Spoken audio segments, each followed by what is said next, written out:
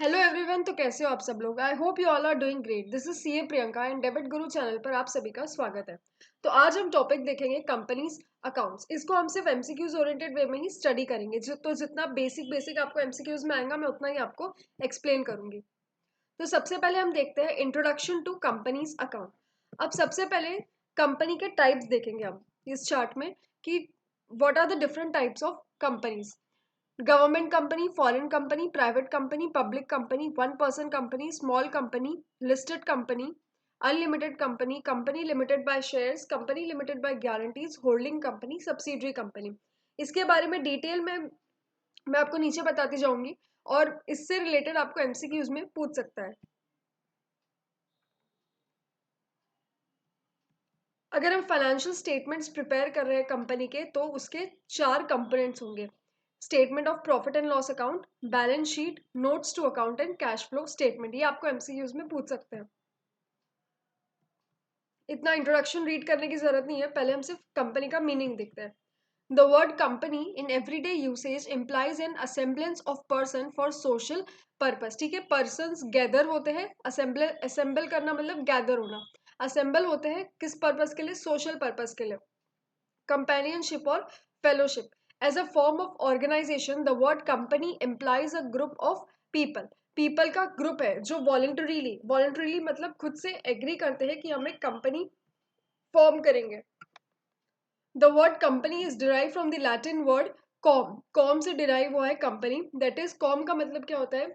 With और together. ठीक है, and panis that is bread. Originally the word refer to an association of person. पहले इस word का मतलब क्या था? एसोसिएशन ऑफ पर्सन और मर्चेंट मैन जो मैटर्स डिस्कस कर रहे हैं। ठीक है, एक अगर लेमैन लैंग्वेज में हम देखें तो एसोसिएशन ऑफ पर्सन और merchant man discussing matters and taking food together. However अब लॉ कानून में कंपनी की क्या डेफिनेशन दी गई है? Company is termed as company which is formed and incorporated under the Companies Act 2013। जो Companies Act 2013 में incorporate की गई है उसे कहते हैं कंपनी। और an existing company formed and registered under any of the previous companies law। अब लॉ के डेफिनेशन के हिसाब से पर्सन का ग्रुप होना चाहिए जो वॉलेंट्रीली एग्री करे टू फॉर्म अ कंपनी, कानून के हिसाब से। और अगर एक बार कंपनी बन गई है तो कंपनी का अलग से एग्जिस्टेंस माना जाएगा। ठीक है, company is separate from a person.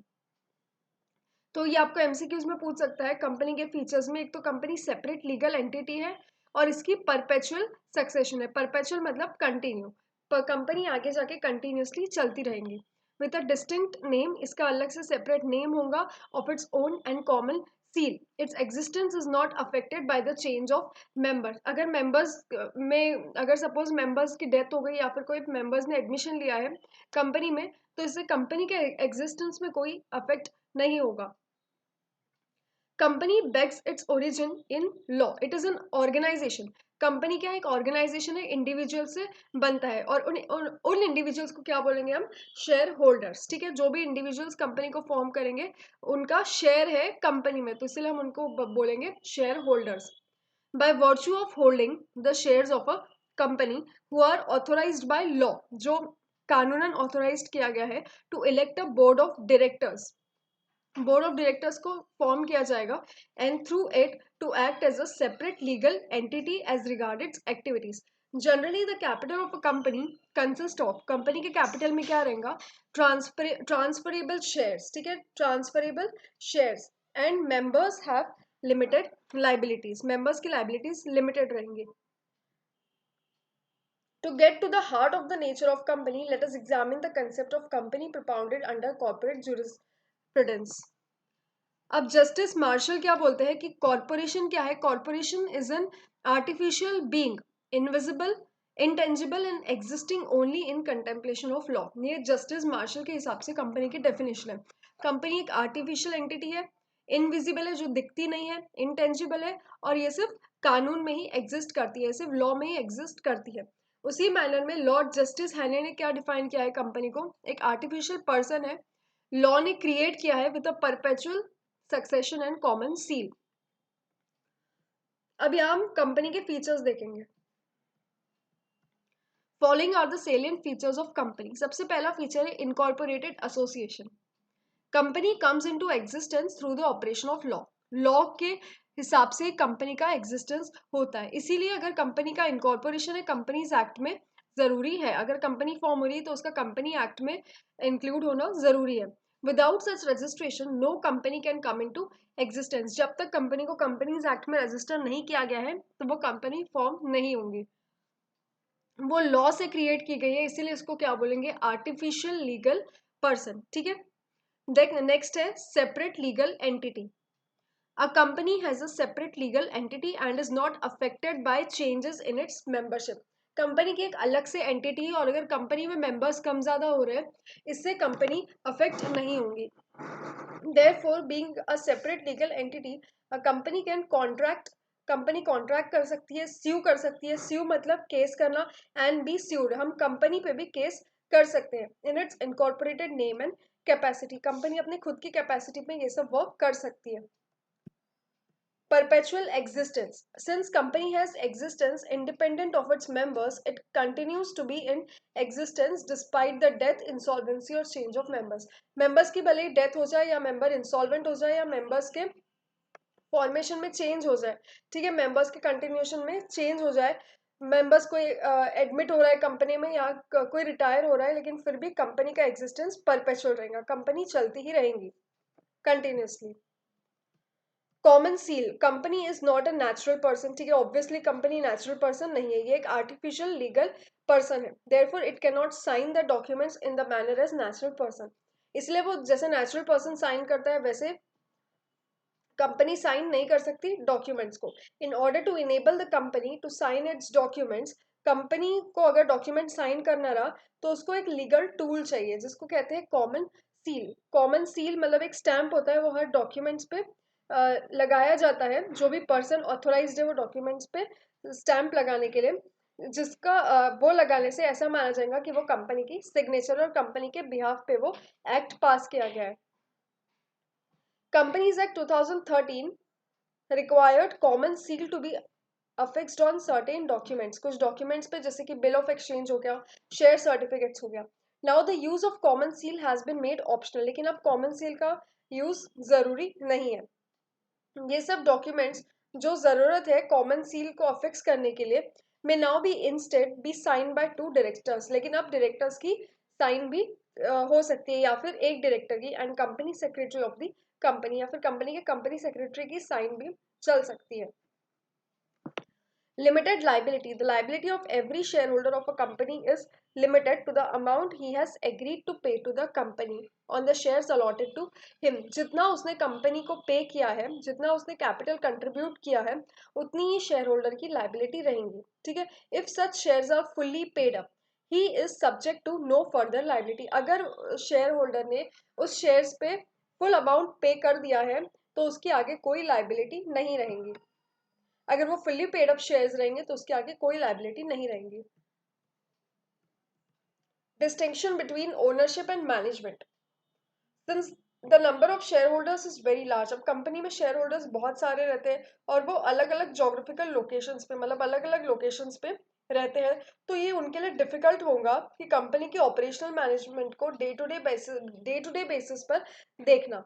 इससे क्या होगा कि separation, membership, management and ownership का सेपरेशन होना जरूरी है। कंपनी का मैनेजमेंट किसी और के पास रहेगा और कंपनी की ओनरशिप किसी और के पास रहेगी।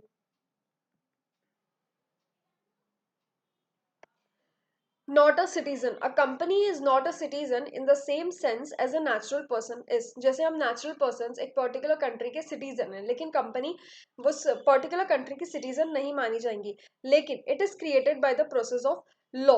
भले ही वो एज अ कानून के प्रोसेस से ही क्रिएट हुई है, लेकिन कंपनी को एज अ सिटीजन हम नहीं ट्रीट करेंगे।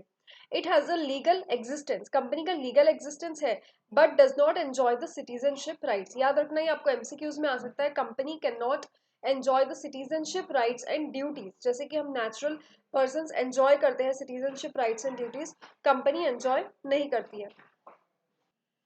Transferability of shares, the capital is contributed bye the share holders, share holders capital contribute करते हैं through the subscription of shares, ठीक है। कंपनी शेयर को सब्सक्राइब करती है और शेयर होल्डर्स अपना कैपिटल कंट्रीब्यूट करते हैं अपने शेयर्स परचेज करके। Such shares are transferable by its members, वो शेयर्स हम ट्रांसफर भी कर सकते हैं जो भी मेंबर्स रहेंगे, except in case of a private limited company.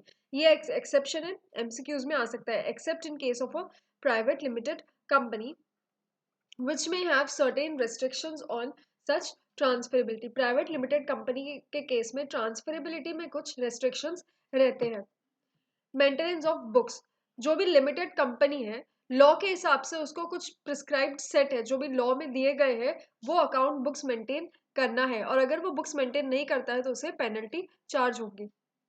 Periodic audit, company को पीरियोडिकली अपने अकाउंट्स को ऑडिट भी करवाना पड़ेगा चार्टर्ड अकाउंटेंट से, जो भी अपॉइंटेड किया है for the purpose by the shareholders on the recommendation of board of directors. Recommendation किसका रहेगा? बोर्ड ऑफ डायरेक्टर्स का। Right of access to information, the right of the shareholders of a company to inspect its books of accounts with the exception of books open for inspection under the statute is governed by the articles of association। articles of association govern करता है। the shareholders have a right to seek information, shareholders को right रहता है कि वो information director से ले सकती है by participating in the meeting में participate करके और periodic reports देख के। अब देखेंगे टाइप्स ऑफ कंपनीज। तो फर्स्ट है गवर्नमेंट कंपनी। अब कंपनीज एक्ट का सेक्शन 2 सबसेक्शन 45 क्या बोलता है कि government company means any company, कोई भी कंपनी जिसमें नॉट लेस देन 51%, ठीक है, minimum 51% of the paid up share capital is held by central government और बाय एनी स्टेट गवर्नमेंट और गवर्नमेंट्स, और पार्टली या फिर आधा कौन? Central government, and partly by one और more state governments and include a company which is subsidiary company of such government company। इसमें क्या होगा? Minimum 51% of the paid up share capital कौन हेल्ड करेगा? सेंट्रल गवर्नमेंट या फिर state government, या फिर पार्टली आधा सेंट्रल गवर्नमेंट और आधा स्टेट गवर्नमेंट्स। और इसमें कौन सी कंपनी इंक्लूड होंगी? जो उस गवर्नमेंट कंपनी की सब्सिडरी कंपनी हो। फॉरेन कंपनी, कंपनीज एक्ट 2013 का सेक्शन 2 सबसेक्शन 45 बोलता है foreign company means any company और body corporate incorporated outside India, India के बाहर इनकॉर्पोरेट हुई है जिसका प्लेस ऑफ बिजनेस तो इंडिया में है, ठीक है, बनी इंडिया के बाहर है, लेकिन वो जो बिजनेस एक्टिविटीज करता है उसका प्लेस ऑफ बिजनेस इंडिया में है, वेदर बाय इटसेल्फ और थ्रू एन एजेंट, या तो खुद वो एक्टिविटीज को रन करता है या फिर एजेंट के थ्रू चलाता है एक्टिविटीज, फिजिकली और थ्रू इलेक्ट्रॉनिक मोड, ठीक है, ई कॉमर्स मोड के थ्रू भी हो सकता है या फिर फिजिकली भी, and conduct any business activity in India in any other manner, कोई भी बिजनेस एक्टिविटी वो इंडिया में कैरी करता है उसको बोलते हैं फॉरेन कंपनी। अब प्राइवेट कंपनी देखेंगे। कंपनीज एक्ट 2013 का सेक्शन 2 सबसेक्शन 68 बोलता है प्राइवेट कंपनी को क्या डेफिनेशन है? Private company as a company which by its articles restrict the right to transfer its shares. ये हमने ऊपर देखा था, प्राइवेट कंपनी में शेयर्स की ट्रांसफरेबिलिटी नहीं है, ठीक है, उसको कुछ राइट्स का रेस्ट्रिक्शन है, except in case of 1% company.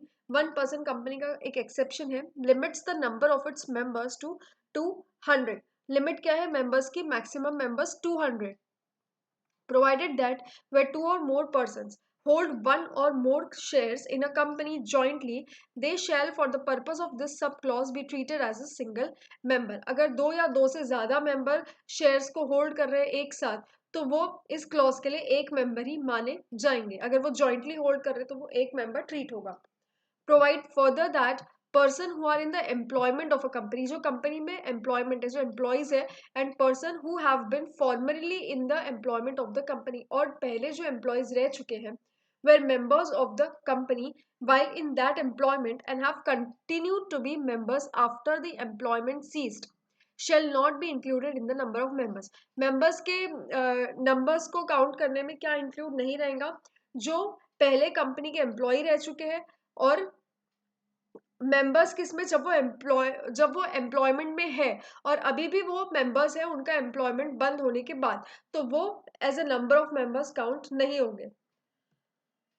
Prohibits any invitation to public to subscribe for any securities of the company. और इसको क्या प्रोहिबिशन है, कंपनी कोई भी सिक्योरिटी को सब्सक्राइब करना है, ठीक है, तो पब्लिक को इन्विटेशन नहीं दे सकती है। Shares of a private company are not listed on stock exchange. Private company के शेयर स्टॉक एक्सचेंज पे लिस्टेड नहीं होते। इससे रिलेटेड आपको एमसीक्यूज में क्वेश्चन पूछ सकता है, ये ध्यान में रखो। पब्लिक कंपनी, कंपनीज एक्ट 2013 का सेक्शन 2 सबसेक्शन 71, ये सेक्शंस भी आपको एमसीक्यूज में पूछ सकते हैं। Defines public company as a company which is not a private company, ठीक है, ऑब्वियस सी बात है। Provided that a company which is subsidiary of a company not being a private company, वो कंपनी की सब्सिडरी कंपनी लेकिन वो private company नहीं होनी चाहिए, ठीक है, not being a private company, वो प्राइवेट कंपनी नहीं होनी चाहिए, उसको भी हम पब्लिक कंपनी ही ट्रीट करेंगे इस एक्ट के लिए। Even where such subsidiary company continues to be private company in its articles, भले ही वो अपने आर्टिकल्स में प्राइवेट कंपनी शो हो रही है लेकिन वो प्राइवेट कंपनी नहीं रहनी चाहिए। A company which is a listed public company, if it gets unlisted continues to be a public company। अगर वो पहले लिस्टेड थी लेकिन अब वो अनलिस्टेड हो गई स्टॉक एक्सचेंज में से, तो भी हम उसे पब्लिक कंपनी ही ट्रीट करेंगे।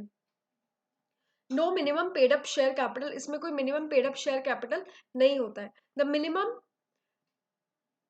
paid up share capital requirement of Indian rupee 1 lakh in case of private company and Indian rupee 5 lakh in case of public company has been done away under Companies Act 2013। अब वो नहीं है ये limit. Accordingly, no minimum paid up share capital, paid up capital requirements will now apply for incorporating private as well as public companies in India। अब वो section हट चुका है, अब कोई मिनिमम पेड अप कैपिटल की रिक्वायरमेंट नहीं है, both private company as well as public companies जो भी इंडिया में है। One person company, section 2 subsection 62 क्या डिफाइन करता है वन पर्सन कंपनी को, जिसमें सिर्फ एक ही पर्सन होता है as a member, that is one person company. अब देखते हैं small company, section 2 subsection 85 of the companies act 2013 define small company means, small company मतलब a company other than public company, ठीक है, पब्लिक कंपनी के अलावा।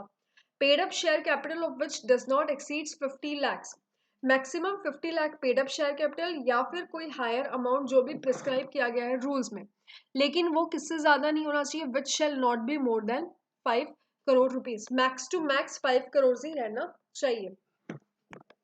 और यहाँ पे और लिखा है एंड नहीं लिखा है, ठीक है, और है मतलब या तो ये डेफिनेशन मीट करनी चाहिए। Turnover of which as per its last profit and loss account, उसके previous profit and loss account के हिसाब से टर्नओवर कितनी एक्सीड नहीं होनी चाहिए, does not exceeds 2 crore rupees, maximum 2 crore rupees रहनी चाहिए। और सच हायर अमाउंट एज में भी प्रिस्क्राइब, जो अगर ज्यादा अमाउंट दिया है रूल्स में तो वो हायर अमाउंट, लेकिन हायर अमाउंट किससे ज्यादा नहीं होनी चाहिए, 20 करोड़ रुपीज से। और अगर स्मॉल कंपनी का स्टेटस है तो वो ईयर टू ईयर चेंज होते रहेगा। अब लिस्टेड कंपनी मतलब क्या, कंपनीज एक्ट 2013 का सेक्शन 2 सबसेक्शन 52 बोलता है listed company means a company जिसकी कोई भी सिक्योरिटीज लिस्टेड है कोई भी रिकॉग्नाइज्ड स्टॉक एक्सचेंज पे। A company whose shares are not listed on recognized stock exchange is called unlisted company, ठीक है। An unlisted company can be a public company और प्राइवेट कंपनी। अनलिस्टेड कंपनी या तो public company भी हो सकती है या तो प्राइवेट कंपनी भी हो सकती है। नेक्स्ट है unlimited company, section 2 subsection 92 of the companies act 2013 defines unlimited company means company not having any limit on the liability of the members, members के लाइबिलिटी पे कोई लिमिट नहीं है ना, इसमें मेंबर्स की लाइबिलिटी अनलिमिटेड रहेंगी। Company limited by shares, companies act 2013 का सेक्शन 2 सबसेक्शन 22 बोलता है companies limited by shares means a company having the liability of members limited by the memorandum to the amount if any unpaid on the shares respectively held by them। जितने भी unpaid shares के amount है उतनी ही company के जो members है उनकी liability रहेंगी, ठीक है, उसे कहते हैं कंपनी लिमिटेड बाय शेयर्स। अगर वो पेड अप शेयर्स है तो उस पर मेंबर्स की कोई लाइबिलिटी नहीं रहती है उसमें। Company limited by guarantee, section 2 subsection 21 of the Companies Act 2013, company limited by guarantee means a company having the liability of its members limited by the memorandum to such amount as the members may respectively undertake to contribute to the assets of the company. अगर members खुद company के assets में contribute करेंगे winding up के case में, तो जितना memorandum में लिखा है उतनी ही कंपनी की, उतनी ही उस मेंबर्स की लाइबिलिटी रहेंगी, ठीक है, जितना उन्होंने असेट्स को कंट्रीब्यूट किया है। होल्डिंग कंपनी क्या होता है? सेक्शन 2 सबसेक्शन 46 बोलता है holding company in relation to one और more other companies means a company of which सब such companies are subsidiary company, जिस कंपनी की बाकी कंपनी सब्सिडरी कंपनी होती है। डेफिनेशन इतनी दी गई है कंपनीज एक्ट 2013 में। अब सब्सिडरी कंपनी क्या होता है? Section 2 subsection 87 of the companies act 2013 define करती है सब्सिडरी कंपनी को as a company in which the holding company controls the composition of board of directors, जिसमें होल्डिंग कंपनी कंट्रोल करती है बोर्ड ऑफ डायरेक्टर्स का जो भी फॉर्मेशन रहता है, कौन कौन बनेगा बोर्ड ऑफ डायरेक्टर्स में, कौन इंक्लूड रहेगा, उनका कंट्रोल होल्डिंग कंपनी के पास होता है। और एक्सरसाइज और control more than one half of the total share capital, पूरे टोटल शेयर कैपिटल का 50% से ज्यादा होल्ड करती है आइदर एट इट्स ओन और टुगेदर विद वन और more of its subsidiary company, या तो खुद से या फिर वन और मोर सब्सिडरी कंपनीज के साथ। A company shall be deemed to be subsidiary company of the holding company if there is an indirect control through subsidiary company। अगर subsidiary company से indirect control है तो भी उसे holding company की subsidiary माना जाएगा। The control over the composition of subsidiary company, जो भी subsidiary company का formation है, ठीक है, board of directors का formation है, तो subsidiary company के जो भी board of directors का composition पे control है, मतलब कुछ power exercise करना कोई डायरेक्टर्स को अपॉइंट करने के लिए या फिर रिमूव करने के लिए। Maintenance of books of accounts बोलता है सेक्शन 128, इसको बताता है कि section 128 of the companies act 2013 every company, her company को प्रिपेयर करना है और रखना है रजिस्टर्ड ऑफिस पे, ठीक है, अपने बुक्स ऑफ अकाउंट्स और other documents of financial statements her financial year के, जिसमें उस कंपनी के ट्रू एंड फेयर व्यू पता चलते हैं, इंक्लूडिंग अगर उसके ब्रांच ऑफिस भी है तो उसके भी उसको बुक्स मेंटेन करना है। और क्या एक्सप्लेन करना है? ट्रांजैक्शंस जो रजिस्टर्ड ऑफिस और ब्रांच ऑफिस में हो रहे हैं वो ट्रांजैक्शंस भी उसमें एक्सप्लेन होने चाहिए, और बुक्स को अक्रूवल बेसिस पे मेंटेन करना है और double entry system of accounting के हिसाब से मेंटेन करना है। और आगे कंपनी वो बुक्स या फिर रेलिवेंट पेपर्स इलेक्ट्रॉनिक मोड में भी रख सकती है, मतलब कंप्यूटर में भी सेव कर सकती है सॉफ्टवेयर में। Preparation of financial statements under section 129 of Companies Act 2013, financial statement को ट्रू एंड फेयर व्यू देना होगा, ठीक है, उसको सब अकाउंटिंग स्टैंडर्ड्स और सारे रूल्स एंड रेगुलेशन से कंप्लाई करने होंगे, शेड्यूल 3 से कंप्लाई करना होगा कंपनी के, अगर वो बैलेंस शीट है तो। जो कंपनी के बोर्ड ऑफ डायरेक्टर्स है फाइनेंशियल स्टेटमेंट्स हर एनुअल जनरल मीटिंग में प्रेजेंट करेंगे। फाइनेंशियल स्टेटमेंट सेक्शन 2 सबसेक्शन 40 के हिसाब से क्या होनी चाहिए? Balance sheet, profit and loss, cash flow statement, statement of changes in equity, ठीक है, इसको बोलते हैं सोकी, अगर उसमें एप्लीकेबल है तो statement of changes in equity. और प्रॉफिट एंड लॉस के केस में अगर वो नॉट फॉर प्रॉफिट ऑर्गेनाइजेशन है तो इनकम एंड एक्सपेंडिचर अकाउंट, ठीक है, और अगर कोई एक्सप्लेनेटरी नोट्स टू अकाउंट्स है तो वो भी उसमें इंक्लूड रहेंगे, provided that the financial statement with respect to one person company, small company and dormant company में not include cash flow statement. अगर वो वन पर्सन कंपनी है, स्मॉल कंपनी है, डॉर्मेंट कंपनी है, तो जरूरी नहीं है कैश फ्लो स्टेटमेंट को इंक्लूड करना। ये आपको एमसीक्यूज में पूछ सकते हैं। Requisites of financial statements, true and fair picture show होनी चाहिए कंपनीज की। क्या प्रोविजंस एप्लीकेबल है? एक स्पेसिफिक एक्ट एप्लीकेबल रहेगा, ठीक है, जैसे कि अगर इंश्योरेंस कंपनी है तो उसमें इंश्योरेंस कंपनी का एक्ट एप्लीकेबल रहेगा, बैंकिंग कंपनी के केस में बैंकिंग का एक्ट एप्लीकेबल रहेगा, अगर वो power and supply of electricity, generation और सप्लाई ऑफ इलेक्ट्रिसिटी में एंगेज्ड है वो कंपनी, तो वो पर्टिकुलर एक्ट एप्लीकेबल रहेगा, या फिर कोई भी क्लास ऑफ कंपनी जिसकी फॉर्म ऑफ बैलेंस शीट उस पर्टिकुलर एक्ट में प्रिस्क्राइब की गई है तो उस कंपनी को वो वाली बैलेंस शीट एप्लीकेबल रहेंगी। और अदर केसेस में बैलेंस शीट किस हिसाब से एप्लीकेबल रहेगी? पार्ट 1 ऑफ शेड्यूल 3, ठीक है, जो शेड्यूल 3 के पार्ट 1 में दी गई है और statement of profit and loss part 2 में दिए गए, ठीक है। ये आपको एमसीक्यूज में पूछ सकते हैं। कंपनी को अकाउंटिंग स्टैंडर्ड से भी कंप्लाई करना है, ये सेक्शन 129 में बोला गया है। अब schedule 3 of companies act 2013, schedule 3 बोलता है कि as per section 129 of companies act 2013 financial statement shall give a true and fair view, ठीक है। ट्रू एंड फेयर व्यू देना जरूरी है of the state of affairs of company और companies and comply with accounting standards, जो भी relevant accounting standards है उससे कंप्लाई करना भी जरूरी है, जो सेक्शन 133 में दिए गए हैं। And shall be in the form or forms as may be provided for different class or classes of companies in Schedule 3 under the Act. अब यहाँ पे कंपनी की बैलेंस शीट दी गई है, प्रॉफिट एंड लॉस दिया गया है, उसका फॉर्मेट। शेड्यूल 3 का पार्ट 1 है form of balance sheet. Company का नेम आएगा, बैलेंस शीट एसेट जो भी डेट रहेंगी, पर्टिकुलर्स यहाँ पे नोट के नंबर्स, करंट ईयर के फिगर्स और प्रीवियस ईयर के फिगर्स, और यहाँ पे जो भी वो पर्टिकुलर करेंसी है उस कंपनी की वो मेंशन की जाएंगी। इसका फॉर्मेट यही रहेगा, पहले आता है इक्विटीज एंड लाइबिलिटीज, ठीक है। कंपनी की बैलेंस शीट ऐसे प्रिपेयर होती है, पहले सबसे पहले इक्विटीज आएंगी, पहले हम लाइबिलिटी साइड से स्टार्ट करेंगे, उसमें शेयर होल्डर्स का फंड, ठीक है। फिर उसके अंदर share capital, reserves and surplus, money received against share warrant. फिर नेक्स्ट है point share application money pending allotment. Third है non current liability. Non current liability में 4 parts, long term borrowing, deferred tax liabilities net, other long term liabilities, long term provision. फिर current liability में भी 4 part, यहाँ long term boring था, यहाँ पे short term borrowing, deferred tax liabilities net यहाँ पे था, यहाँ पे हम ट्रेड पेबल्स को लेंगे, ठीक है।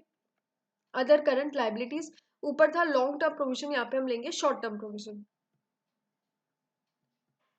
देन इसकी टोटल फिर आएगा असेट साइड, ऊपर सबसे पहले आएगा non current assets, property plant and equipment, ठीक है। Tangible assets, intangible assets, capital work in progress, intangible assets under development, ये इसके अंडर इंक्लूड रहेगा। नेक्स्ट है नॉन करंट इन्वेस्टमेंट। थर्ड आ गया है deferred tax assets net. Fourth है long term loans and advances, then है अदर नॉन करंट असेट्स। फिर करंट असेट्स में current investment, inventories, trade receivables, cash and cash equivalent, short term loans and advances और other current assets. ये है company के balance sheet का format. अब इसमें हर एक के बारे में डिटेल में एक्सप्लेन किया गया है। शेयर कैपिटल देखते हैं। For each class of share capital following points is to be kept in mind, number and amount of share authorize. सबसे पहले तो कितने अमाउंट के शेयर ऑथोराइज्ड है, कितने नंबर के शेयर ऑथोराइज्ड है। अब ऑथोराइज हो गया तो उसके बाद कितने नंबर के इशू हुए हैं, ठीक है, कितने क्वांटिटी इशू हुए हैं शेयर्स के, सब्सक्राइब किए गए हैं, फुल्ली पेड अप है, और कौन से इशू हुए हैं, सब्सक्राइब किए गए बट फुल्ली पेड अप नहीं है। फिर उसकी फेस वैल्यू, ठीक है, शेयर की फेस वैल्यू। फिर shares outstanding at the beginning at the end of the reporting period should be reconciled, opening and closing balance का रिकनसिलेशन होगा। कितने कॉल्स अनपेड है, कितने शेयर्स को फोरफिट किए गए, वो भी उसमें आएंगी एक्सप्लेनेशन। अब है reserves and surplus. Reserves and surplus में क्या होगा, इसके पार्ट से capital reserves, capital redemption reserve, security premium, debenture redemption reserve, revaluation reserve, कोई भी इस टाइप के रिजर्व होते हैं तो हम रिजर्व्स एंड सरप्लस में उसे इंक्लूड करेंगे। सरप्लस हो गया जो भी प्रॉफिट एंड लॉस का बैलेंस है, अदर रिजर्व्स अगर उसका नेचर और पर्पस दिया गया है तो वो। लॉन्ग टर्म बोरिंग में जो भी लॉन्ग टर्म नेचर के हैं, बॉन्ड्स और डिबेंचर्स हो गए, टर्म लोन्स हो गया, deferred payment liabilities, deposit, long term maturity of finance lease obligation, loans and advances from related parties, other loans and advances. वैसे ही लॉन्ग टर्म प्रोविजंस में अगर हम ग्रेचुइटी का प्रोविजन कर रहे हैं, पीएफ का प्रोविजन कर रहे हैं, या फिर कोई अदर प्रोविजन उस पर्टिकुलर कंपनी से related. Short term borrowings, short term borrowings में क्या क्लासिफाई होगा, लोन्स रीपेबल ऑन डिमांड, ठीक है, loans and advance from related party, अगर हम कोई रिलेटेड पार्टी से लोन लेते हैं, डिपॉजिट्स या अदर लोन्स एंड एडवांस, उसका नेचर स्पेसिफाई करेंगे। अदर करंट लाइबिलिटी में इंटरेस्ट अक्रू हुआ लेकिन वो अब तक ड्यू नहीं हुआ है, ठीक है। बोरिंग पे इनकम रिसीव्ड इन एडवांस जो कि प्रीपेड इनकम है, अनपेड डिविडेंड, जो अभी तक के डिविडेंड पे नहीं किए हैं। Application money received for allotment of securities and due for refund and interest accrued thereon. Other current liabilities, उसका नेचर भी स्पेसिफाई होगा। सेम टेंजिबल एसेट्स में land, building, plant and equipment, furnitures and fixtures आ गए, vehicles, office equipments, others. अगर कोई assets का addition हो रहा है या फिर डिलीशन हो रहा है, ठीक है, अगर सेल कर रहे हैं, कोई अगर बिजनेस कॉम्बिनेशन से अगर कुछ मर्जर हो रहा है, उससे असेट्स को हमने एक्वायर किए हैं, या फिर उसका कोई भी एडजस्टमेंट, डेप्रिसिएशन हो गया, इम्पेयरमेंट लॉस हो गया, रीवैल्यूएशन हो गया, उसको इसमें ट्रीट करेंगे। इंटेंजिबल एसेट्स, गुडविल, ब्रांड्स और trademark, computer software, mining rights हो गए, publishing titles, copyrights, patents, intellectual property rights, services and operating rights, license and franchisee, recipes, model, design, formula and prototypes, others, ये सब आ गए intangible assets में। Same इसमें भी अगर कोई एडिशन, डिलीशन या एक्विजिशन हो रहा है तो उसे हम अलग से ट्रीट करेंगे। Non current liability, non current investment, non current investment में क्या क्लासिफिकेशन है? इन्वेस्टमेंट अगर प्रॉपर्टी में हो रहा है, equity instrument, preference shares, government, debentures और bonds, mutual fund, partnership forms, या फिर अगर कोई सेपरेट इन्वेस्टमेंट है तो उसका नेचर स्पेसिफाई करना है।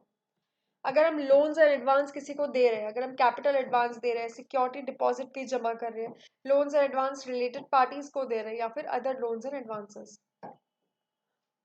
The above shall also be सब क्लासिफाइड एज फॉलोज। इसका भी सब क्लासिफिकेशन होगा। Secured considered good, unsecured consider good और डाउटफुल। करंट इन्वेस्टमेंट में भी अगर इक्विटी, सेम करंट इन्वेस्टमेंट में भी इक्विटी इंस्ट्रूमेंट हो गए, प्रेफरेंस शेयर्स, गवर्नमेंट बॉन्ड्स और debentures, mutual funds, partnership firms और अदर इन्वेस्टमेंट्स। इन्वेंट्रीज का क्लासिफिकेशन हो गया, रॉ मटेरियल, डब्ल्यूआईपी, स्टोर्स, ये आप एक बार रीड करोगे आपको खुद ही समझ में आ जाएगा। Stores, finished goods, loose tools, ये सब इन्वेंट्रीज में आएंगे। Stock in trade, goods in transit, others. Cash and cash equivalent में क्या आएगा? जो भी कैश से रिलेटेड है, बैंक के पास जो भी बैलेंस है बैंक में, चेक्स हो गया, drafts in hand, cash in hand, others. फिर सेम प्रॉफिट एंड लॉस का स्टेटमेंट पार्ट 2 में दिया गया है।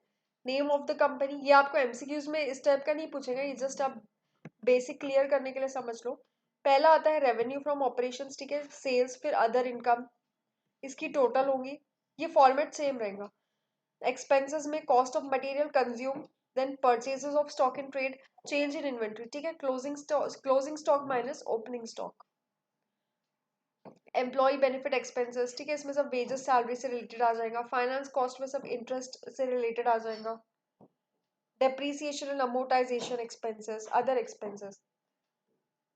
फिर इसकी टोटल करने के बाद आएगा profit before exceptional and extraordinary items. Exceptional items आ गए तो profit before extraordinary items minus extraordinary items करेंगे तो प्रॉफिट बिफोर टैक्स, उसके बाद हम टैक्स को माइनस करेंगे, current tax and deferred tax, फिर आता है प्रॉफिट आफ्टर टैक्स। अब ये हो गया प्रॉफिट और loss, loss for the period from continuing operation, ठीक है, जो ऑपरेशन अभी कंटिन्यू के नेचर में है। अगर डिसकंटिन्यूइंग ऑपरेशन है तो उसका भी प्रॉफिट एंड लॉस लिखना है, उसका टैक्स एक्सपेंस हमें लिखना है उसमें। तो profit before tax minus tax of discontinuing operation आ गया तो profit after tax of discontinuing operation. Then आता है प्रॉफिट और लॉस, ठीक है, दोनों का प्रॉफिट टोटल करने के बाद आएगा प्रॉफिट और लॉस फॉर द पीरियड, और फिर हम निकालेंगे अर्निंग पर इक्विटी शेयर, उसका भी अलग से होगा बेसिक एंड डाइल्यूटेड का हम सेपरेटली कैलकुलेट करेंगे।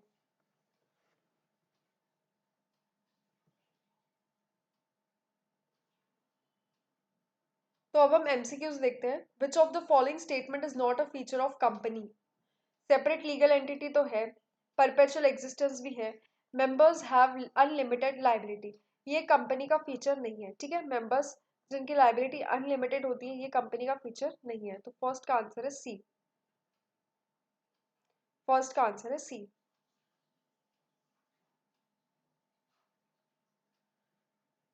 In a government company, the holding of central government in paid up capital should not be less than 51%, हमने देखा था, तो सेकंड का आंसर है सी। Which of the following statement is true in case of foreign company? A company incorporated in India and has a place of business outside India. Company incorporated outside India and has a place of business in India. Company incorporated in India and has a place of business in India. हमने देखा था company जो बाहर incorporate हो रही है और जिसका इंडिया में प्लेस ऑफ बिजनेस है उसको बोलते हैं फॉरेन कंपनी। तो इसका आंसर है B. Which of the following statement is not a feature of private company? Restrict the right of members to transfer its shares, ये तो feature है. Do not restrict on the number of its members to any limit. Does not involve participation of public in general. ये हमने देखा था, ये भी feature है, ठीक है, इसमें public का participation नहीं होता है, ये feature नहीं है. Does not restrict on the number of its members to any limit. This is not the feature of private company. तो यहाँ पे जितना आपको एमसीक्यूज के एग्जाम में पूछ सकते हैं वो पोर्शन कंप्लीट हो गया। तो अगर आपको ये वीडियो पसंद आए तो प्लीज़ इस वीडियो को लाइक कीजिए, नीचे दिए गए subscribe button and bell icon को प्रेस कीजिए। Okay, best of luck everyone, goodbye, take care.